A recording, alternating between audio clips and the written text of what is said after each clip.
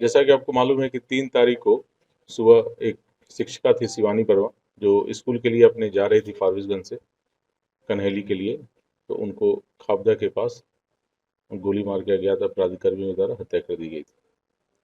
इस केस में उनकी बहन के द्वारा लिखित आवेदन देकर एक जो शिक्षक थे, उसी विद्यालय के शिक्षक, उनको नामजद करते हुए उनको संदेह व्यक्त किया गया था कि इनके द्वारा ही पूर्व से परेशान किया जा रहा था, उसी में इनके द्वारा हत्या कर दिया गया। हम लोग के द्वारा जो टेक्निकल है और सीसीटीवी फुटेज वगैरह है, उसके पूरी तरह अध्ययन किया गया। उनका अपराध कर्मियों को जाने का दिशा एवं उनके क्राइम करने के बाद भागने की दिशा में जो भी संभावित सीसीटीवी स्थल थे, उस सभी का फुटेज निकाला गया। वो फुटेज को अवलोकन किया गया एवं पहचान करवाया गया। पहचान करने के क्रम में पहचान हुआ कि उसमें एक अपराध कर्मी को लोगों ने पहचाना और बताया कि ये मारूफ नाम का अपराध कर्मी है। मारूफ पेसर ताहिर, जो रामपुर का रहने वाला है, फारबिसगंज का, उसकी पहचान की गई। साथ ही साथ उसके साथ एक और मोहम्मद सोहेल पेसर फिरोज रेफरल अस्पताल रोड फारबिसगंज की पहचान की गई। पहचान करने के उपरांत इन लोगों को गिरफ्तार किया गया है, अलग अलग जगहों से गिरफ्तार किया गया है। गिरफ्तारी के उपरांत इनसे पूछताछ की गई तो इनके द्वारा स्वीकार किया गया कि हाँ, इन्हीं के द्वारा 3 तारीख को उस जगह पर जाके FZ यामाहा मोटरसाइकिल से वो गए थे और उनके द्वारा उस शिक्षिका की हत्या कर दी गई थी। पूछताछ में मालूम चला कि इन्हें हत्या जो करना था वो किसी और शिक्षिका का करना था। वहीं खापदा के बगल में ही भवानीपुर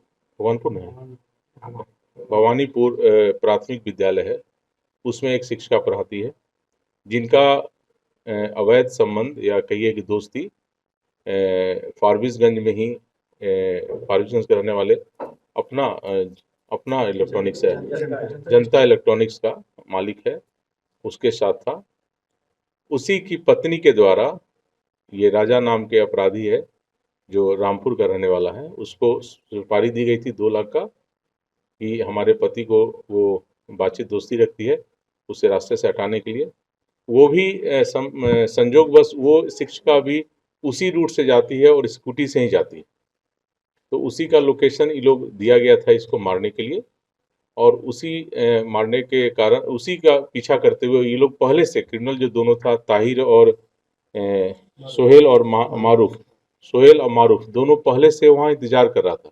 क्योंकि जहाँ वो पॉइंट देखे होंगे वहाँ से दोनों स्कूल जाने का रास्ता है, तो वहीं पर पहले से इंतजार कर रहा था। जैसे स्कूटी आते हुए दिखा इसको लगा कि ये वही शिक्षिका है जिसको उसको मर्डर करना है, और उसने रोक के और उस पर गोली चला दिया और वो घटनास्थल पर ही मौत हो गई। एक अपराध कर्मी है जो वो वहाँ का जो स्थानीय आपके यहाँ का कोई मुखिया है, वो भी पहले से अपराधी चरित्र का व्यक्ति रहा है, उसी का भतीजा है।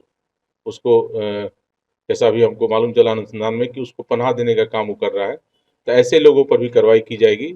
जो भी अपराध कर्मी को पनाह देंगे और अपराध को छिपाने का प्रयास करेंगे, अपराधी कर्मियों को संरक्षण देंगे, उनके विरुद्ध भी कार्रवाई की जाएगी।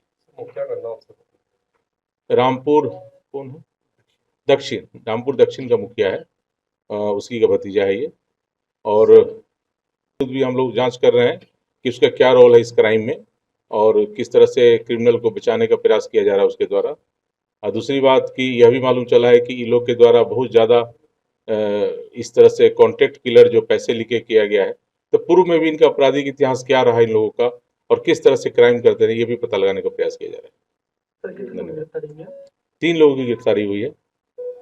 2 जो आपको सीसीटीवी फुटेज में दिख रहे हैं, दोनों किलर जो शूटर हैं, उनकी गिरफ्तारी हो गई है, और एक जो जिसने पैसा दिया था मर्डर करने, उसकी गिरफ्तारी हुई है। बाकी जो लाइनर है वो उसकी गिरफ्तारी होना शेष है बस। नहीं, गिरफ्तार टीचर अभी हम लोग के पास ही था, लेकिन वो रिलीज ही है क्योंकि उसके विरुद्ध कोई एविडेंस नहीं आया। हम लोग पूछताछ के लिए, चूंकि नेम्ड एक्यूज्ड हुआ था, तो हम लोग उसको पूछताछ कर रहे थे, लेकिन उसके विरुद्ध अभी हमारे पास कोई साक्ष्य नहीं, इस घटना में शामिल होने का साक्ष्य नहीं। अगर आप ये वीडियो YouTube पर देख रहे हैं तो हमारे चैनल को सब्सक्राइब कर बेल आइकन दबाएं, और Facebook पर देख रहे हैं तो हमारे पेज को लाइक करें।